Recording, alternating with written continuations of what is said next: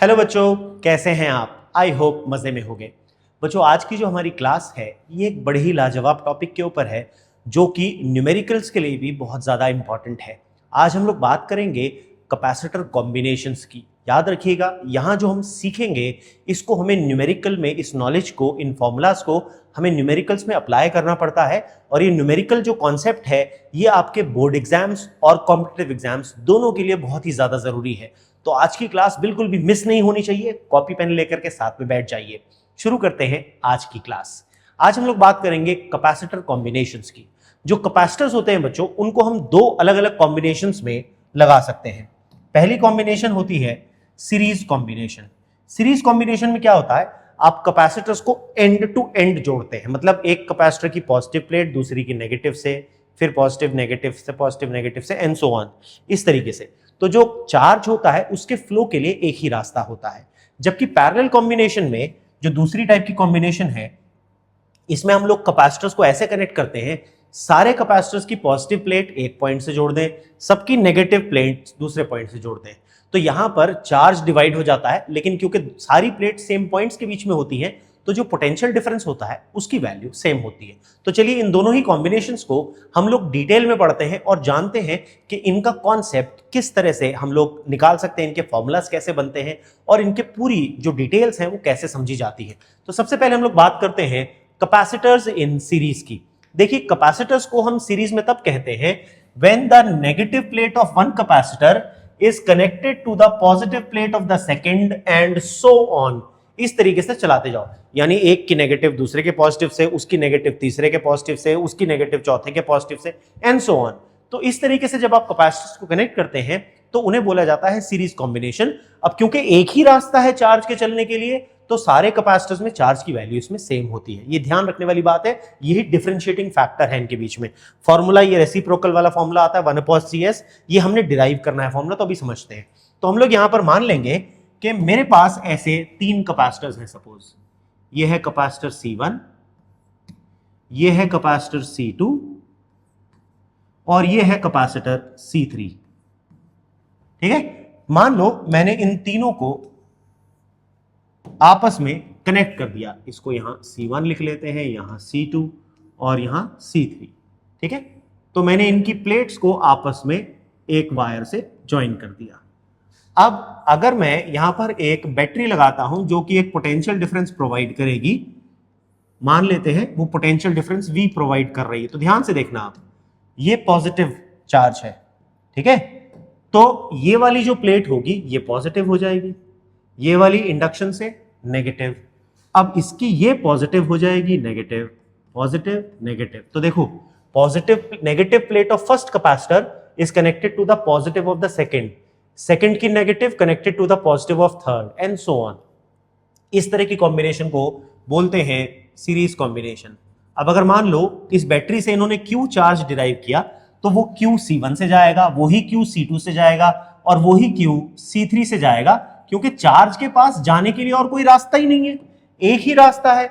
तो सारा चार्ज उसी एक रास्ते पर चलेगा, तो तीनों के लिए चार्ज की वैल्यू सेम हो जाएगी।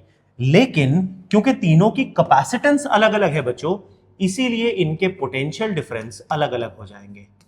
मान लेते हैं C1 की दोनों प्लेट्स के बीच का पोटेंशियल डिफरेंस है V1, C2 की दोनों प्लेट्स के बीच का पोटेंशियल डिफरेंस है V2 और C3 की दोनों प्लेट्स के बीच का जो पोटेंशियल डिफरेंस है वो है V3। हम मान लेते हैं इन कैपेसिटर्स को टोटल हमने इस पॉइंट A और इस पॉइंट B के बीच में कनेक्ट किया है। ठीक है, अब अगर आप ध्यान से देखो, अगर मैं A से B तक बैटरी के रास्ते से जाता हूं, ध्यान से समझना, अगर मैं A से B तक बैटरी के रास्ते से जाता हूं तो बैटरी के रास्ते से A जुड़ा है बैटरी के पॉजिटिव से, B जुड़ा है बैटरी के नेगेटिव से। बैटरी के पॉजिटिव नेगेटिव के बीच में पोटेंशियल डिफरेंस है V, तो A और B के बीच में पोटेंशियल डिफरेंस कितना हो जाएगा, V। तो बैटरी के रास्ते से अगर हम देखें, A और B के बीच में पोटेंशियल डिफरेंस हो गया V। लेकिन अगर मैं A से B तक कैपेसिटर वाले रास्ते से जाता हूं तो यहां पर पहले आता है V1, फिर आता है V2, फिर आता है V3, तब मैं B पर पहुंचता हूं। तो अगर कैपेसिटर वाले रास्ते से देखा जाए तो A और B के बीच में जो पोटेंशियल डिफरेंस आना चाहिए वो V1, फिर V2 और फिर V3 आ रहा है, तो इन तीनों का सम आना चाहिए। भाई मैं बात तो इन्हीं दो पॉइंट्स ए और बी के बीच की कर रहा हूं। अगर बैटरी की तरफ से जा रहा हूं तो V आ रहा है, कैपेसिटर की तरफ से जा रहा हूं तो V1 plus V2 plus V3 आ रहा है। बात तो इन्हीं दोनों कैपेसिटर की हो रही है ना, तो इसीलिए पोटेंशियल डिफरेंस तो सेम ही होगा दोनों के बीच में। इसका मतलब ये जो V है it should be equal to V1 plus V2 plus V3। समझ में आया सबको ये इक्वेशन कैसे बनती है? क्योंकि जैसे ही आपकी ये इक्वेशन बन गई बस ये तुरंत सॉल्व हो गया। तो मेन कॉन्सेप्ट है, आपको ये समझ में आना चाहिए ये इक्वेशन बनी कैसे, ये V1 V2 V3 के सम के बराबर क्यों होगा। आई होप ये कॉन्सेप्ट क्लियर हो गया। अब कुछ नहीं करना है, पोटेंशियल के फॉर्मूला डाल के रखना है। अगर कैपेसिटेंस C थी, चार्ज Q था, तो V1 की वैल्यू क्या हो जाएगी? Q upon C1। इतना सिंपल है। अब हम लिख सकते हैं ये जो V1 है ये आ जाएगा Q अपॉन C1, V2 है ये आ जाएगा Q अपॉन C2, और V3 है ये आ जाएगा Q अपॉन C3। तीनों के लिए चार्ज सेम है। अब यहां पर जो कॉन्सेप्ट हम समझेंगे, ध्यान से देखना, इसे बोलते हैं इक्विवेलेंट कैपेसिटेंस। मैंने मान लिया मैंने ये एक अकेला कैपेसिटर लिया CS, इस CS पे भी मैंने वही बैटरी लगा दी जो मैंने इन तीनों पर लगाई थी। कौन सी जी? जिसका पोटेंशियल था V। ठीक है, V पोटेंशियल वाली बैटरी मैंने लगा दी, और पॉइंट्स A और B ही है यहां पर भी। अब जब मैंने ये सर्किट ऑन किया, और ऑन करने के बाद अगर इस कैपेसिटर CS ने बैटरी से सेम चार्ज Q ड्रॉ कर लिया, यानी अगर मैं नापूं और चार्ज की वैल्यू सेम आ गई, कितनी आ गई? Q। कहां थी Q? इन तीनों में। अगर इस अकेले कैपेसिटर को लगाने के बाद सेम बैटरी पर सेम चार्ज ड्रॉ होता है, तो मैं कह सकता हूं ये अकेला कैपेसिटर वो ही काम कर रहा है जो ये तीनों की सीरीज कॉम्बिनेशन कर रही है। इसीलिए CS को मैं बोलूंगा इक्विवेलेंट कैपेसिटेंस। तो मैं कहूंगा let CS be the equivalent capacitance. मैंने माना ये जो CS है ये इन तीनों की इक्विवेलेंट कैपेसिटेंस आ गई। तो भैया बहुत आसान है, V का फॉर्मूला Q अपॉन CS बन जाएगा। इस वाले केस में देखो पोटेंशियल कितना है V, चार्ज कितना है Q, कैपेसिटेंस कितनी है CS, Q अपॉन CS। हाँ कि ना? बात क्लियर? अब ये V की वैल्यू, ये V1 V2 V3 की वैल्यू इस वाली इक्वेशन में पुट कर दो, तो आपके पास फॉर्मूला बन गया Q upon CS equals to Q upon C1 plus Q upon C2 plus Q upon C3। Q common लेके कैंसिल कर दो, तो आपके पास फॉर्मूला आ गया 1 upon CS equals to 1 upon C1 plus 1 upon C2 plus 1 upon C3। ये आ गई हमारे पास equivalent capacitance of 3 capacitors in series. अब अगर मेरे पास n कैपेसिटर्स हो गए, फॉर n कैपेसिटर्स, अलग अलग है लेकिन बहुत सारा नंबर है, तो आपके पास आ जाएगा 1 upon CS equals to 1 upon C1 plus 1 upon C2, ऐसा करते करते टिल 1 अपॉन Cn, जिसको मैं ऐसे भी लिख सकता हूं 1 upon CS equals to sigma I equals 1 to n 1 upon Ci। मैं समेशन से भी इसको लिख सकता हूं। इस तरीके से हम इक्विवेलेंट कैपेसिटेंस निकाल सकते हैं for a series combination of capacitors. ठीक है, सबको यहां तक समझ में आ गया बच्चों? अब अगर मेरे पास आइडेंटिकल कैपेसिटर्स हो जाए, ध्यान से समझना, फॉर आइडेंटिकल कैपेसिटर्स, अगर आपके पास एक जैसे कैपेसिटर्स हो गए, आइडेंटिकल कैपेसिटर्स, तो इसका मतलब C1 equals to C2 equals to Cn equals to C हो जाएगा। लेट अस अज्यूम कि इसकी वैल्यू C है, तो आपके पास फॉर्मूला आ जाएगा 1 upon CS equals to 1 upon C plus 1 upon C plus 1 upon C। कितने टाइम्स तक? n टाइम्स तक। तो मैं लिख सकता हूं 1 upon CS equals to n upon C, तो आपके पास CS का फॉर्मूला आ जाएगा C अपॉन n। अब क्योंकि n जो है ये नंबर ऑफ कैपेसिटर्स है और C एक कैपेसिटर की कैपेसिटेंस थी, इसका मतलब यह है अगर मैं सीरीज में कैपेसिटर लगाता हूं तो कैपेसिटेंस कम होती है, तो हम कह सकते हैं capacitance decreases in series combination. अगर मैं सीरीज कॉम्बिनेशन में कैपेसिटर्स को लगाता हूं बच्चों तो कैपेसिटेंस की वैल्यू कम हो जाती है, यानी जो सबसे छोटा कैपेसिटर होगा उससे भी कम आंसर आएगा। एक सिंपल से एग्जांपल से देखो, अगर मान लो मैंने दो कैपेसिटर लिए, मैं मान लेता हूं एग्जांपल हम लोग देख रहे हैं, ध्यान से समझना ये चीज। C1 की वैल्यू है 2 और C2 की वैल्यू है 3, तो जो यहां पर CS आ जाएगा 1/CS इक्वल्स टू 1/2 प्लस 1/3, जिसको मैं लिखूंगा 1/CS इक्वल्स टू 3 + 2/6। तो CS की वैल्यू आ जाएगी 6/5 जो कि आ जाएगी 1.2। अगर ये फैरेड में था तो फैरेड में, माइक्रोफैरेड में था तो माइक्रोफैरेड में। ठीक है, अब नोटिस करो ये जो CS है ये C1 से भी छोटा है और C2 से भी छोटा है। इसका मतलब अगर मैं कैपेसिटर्स को सीरीज में लगाता हूं तो जो टोटल कैपेसिटेंस आती है बच्चों वो सबसे छोटी कैपेसिटेंस, इन दोनों में से सबसे छोटा कौन सा था? 2। आंसर 2 से भी छोटा आएगा। यानी सीरीज में अगर मैं कैपेसिटर्स को लगाता हूं तो जो कैपेसिटेंस निकल करके आती है वो सबसे छोटी कैपेसिटेंस से भी कम होती है। ये पॉइंट बहुत इंपॉर्टेंट है, मैं इसके ऊपर क्वेश्चन कराऊंगा और बड़ा बेसिक सा पॉइंट है और बच्चे गड़बड़ा जाते हैं इसमें। ठीक है, बड़ा मजेदार क्वेश्चन है, देखना जब वो नेक्स्ट वीडियो में कराऊंगा वो मैं, इसलिए जरूर से देखना अगली वाली वीडियो जिसमें हम क्वेश्चंस का डिस्कशन करेंगे।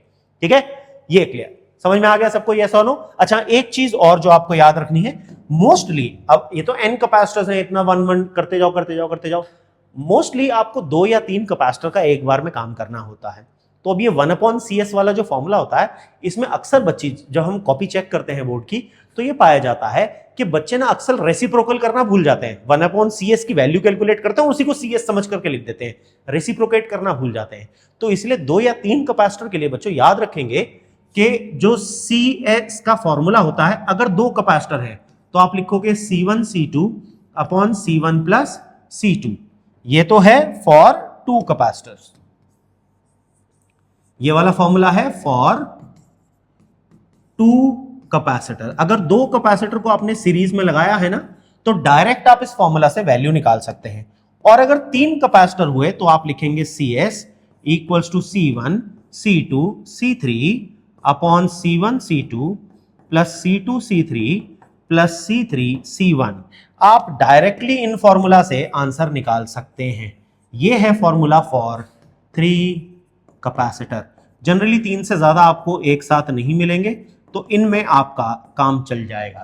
ठीक है, 2 कैपेसिटर के लिए C1 C2 upon C1 plus C2 और 3 कैपेसिटर के लिए C1 C2 C3 upon C1 C2 C2 C3 C3 C1। I hope सबको समझ में आ गया बच्चों। चलिए चलते हैं, अब इसके ऊपर कुछ पॉइंट्स हैं, स्पेशल पॉइंट्स जो हमें पता होने चाहिए इस कॉम्बिनेशन को लेकर के। पहला है the reciprocal of equivalent capacitance is equal to the sum of individual reciprocals. Yes और नो? हमने देखा था 1/CS equals to 1/C1 plus 1/C2 plus 1/C3 and so on.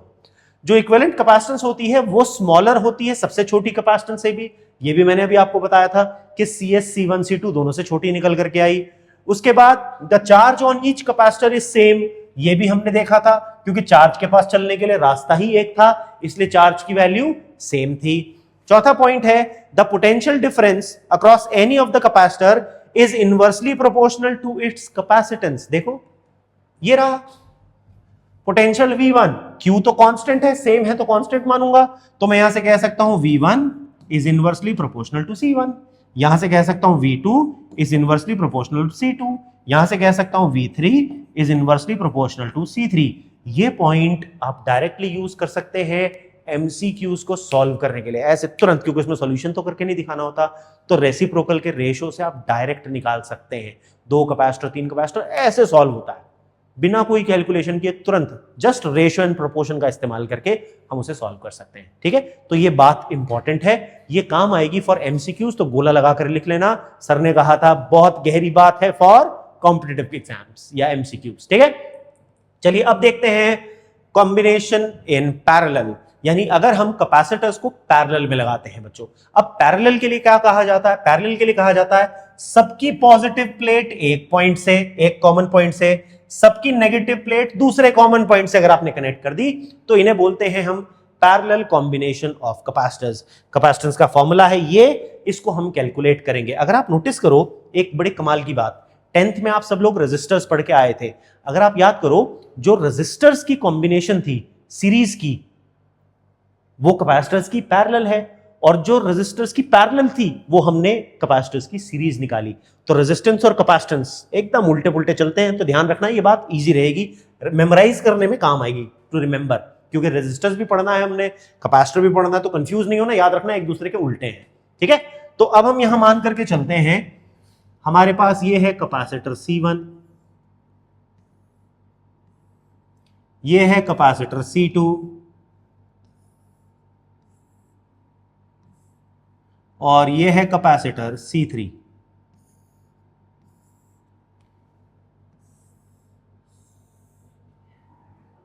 ये हमने इनको सेम पॉइंट से ज्वाइन कर दिया, ठीक है जी, और ये पॉइंट है A and B।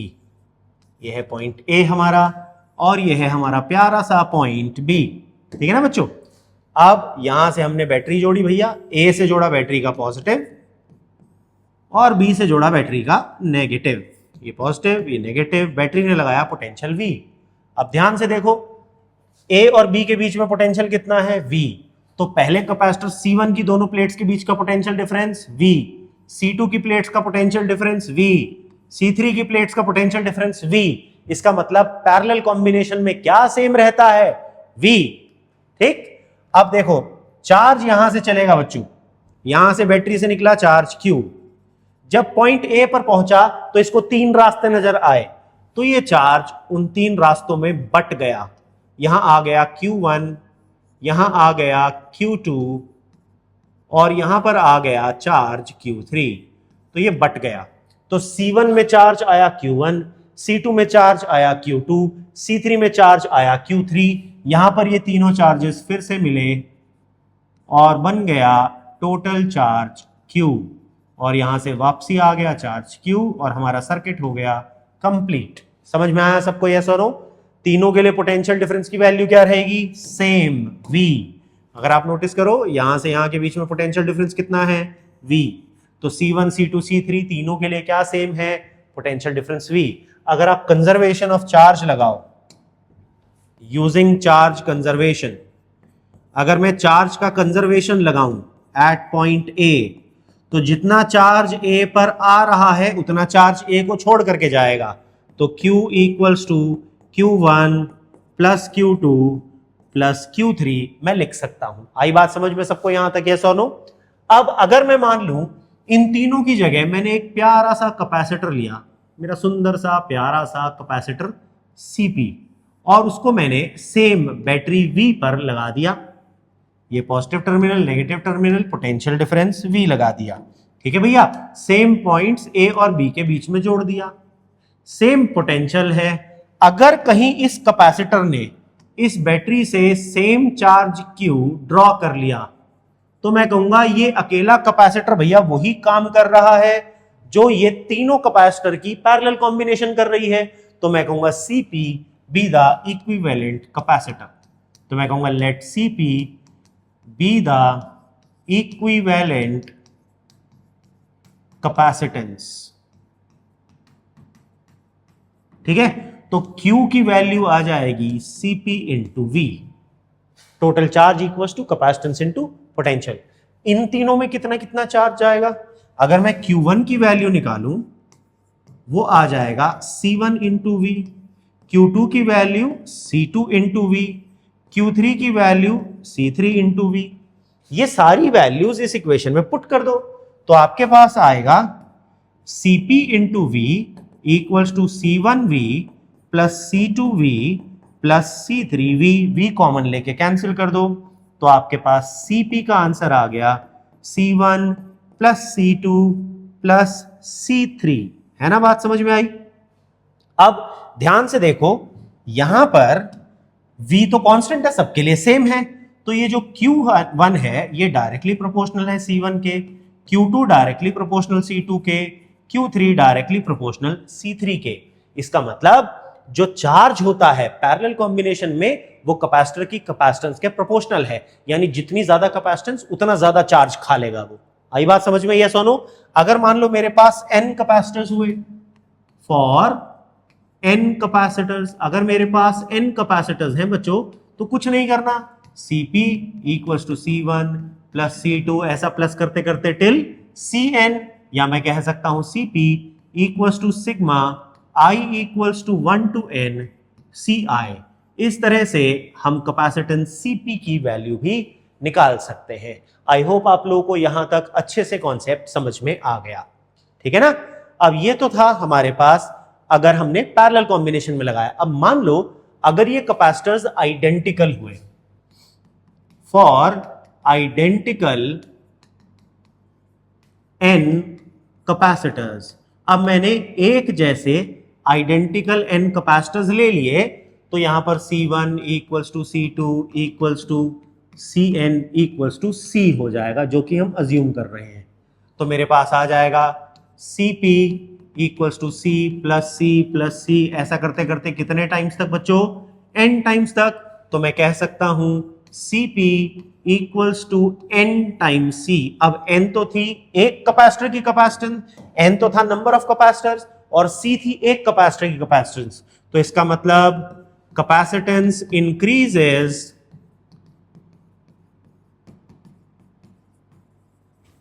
In parallel combination. तो अगर हम पैरेलल कॉम्बिनेशन में कैपेसिटर्स को लगाते हैं बच्चों, तो उससे कैपेसिटेंस बढ़ जाती है। ये हम देख भी सकते हैं। कैसे? मान लीजिए एग्जांपल लेते हैं हम, let C1 equals to 2, C2 equals to 3। तो आपके पास जो Cp आएगा, अब यहां पर Cp की वैल्यू आ जाएगी C1 प्लस C2, तो Cp आ जाएगा 5। अब अगर आप ध्यान से देखो तो ये जो Cp है ये C2 से भी बड़ा है और C1 से भी बड़ा है कि नहीं? पिछली बार ये दोनों से छोटा था, Cs में छोटा था सबसे ये, और Cp में सबसे बड़ा है। इसका मतलब अगर मैं पैरेलल कॉम्बिनेशन में कैपेसिटेंस को लगाता हूं तो कैपेसिटेंस बढ़ जाती है, और वो सबसे बड़ी कैपेसिटेंस से भी ज्यादा होती है, ठीक है? तो ये थी हमारी पैरेलल कॉम्बिनेशन ऑफ कैपेसिटर्स। अब आइए इसके बारे में भी कुछ कॉमन से, कुछ प्यारे से पॉइंट्स समझते हैं। पहला है equivalent capacitance is equal to the sum of the individual capacitance. हमने देख लिया Cp equals to C1 plus C2 plus C3 and so on. उसके बाद the equivalent capacitance is larger than the individual capacitance. देखो Cp सबसे बड़ी value होती है। ये पॉइंट क्वेश्चन में यूज करवाऊंगा, मजा आ जाएगा क्वेश्चन करके। अगले वीडियो में देखना उसको, अगले वीडियो में जरूर से इंतजार करना अगले वीडियो की। बहुत लाजवाब क्वेश्चंस कराऊंगा, कुछ क्लासिक क्वेश्चन है कैपेसिटेंस के ऊपर देखेंगे। उसके बाद the potential difference across each capacitor is same. Notice करो सबके लिए पोटेंशियल डिफरेंस की वैल्यू क्या थी? V, क्योंकि सारे कैपेसिटर सेम पॉइंट्स के बीच में जुड़े होते हैं, तो इसलिए उनका जो पोटेंशियल डिफरेंस होता है उसकी वैल्यू सेम होती है। उसके बाद the charge on each capacitor is proportional to the capacitance. ये बात मैंने बताई थी, और ये गहरी बात है, कंपटीशन में काम आएगी। जो चार्ज है वो डायरेक्टली प्रोपोर्शनल होता है कैपेसिटेंस के लिए। तो आप डायरेक्टली एमसीक्यू इस कॉन्सेप्ट का इस्तेमाल रेशियो एंड प्रोपोर्शन से सॉल्व कर सकते हैं। आई होप सबको मजा आ रहा है बच्चों पढ़ने में। ये था हमारा आज की वीडियो, और आज हम लोगों ने सीखा कैपेसिटर कॉम्बिनेशंस। अगर आपको पढ़ाया हुआ समझ में आ रहा है और मजा आ रहा है पढ़ने में फिजिक्स, तो प्लीज इस चैनल को सब्सक्राइब कर लीजिए। आपका प्यार मुझे कमेंट्स में जरूर दीजिए। प्लीज इस वीडियो को लाइक और शेयर करना ना भूलें। अपने दोस्तों के साथ शेयर करें ताकि वो भी इससे सीख करके और अच्छे से फिजिक्स में नंबर ला सके। मिलते हैं हमारी अगली क्लास में, तब तक के लिए जय हिंद।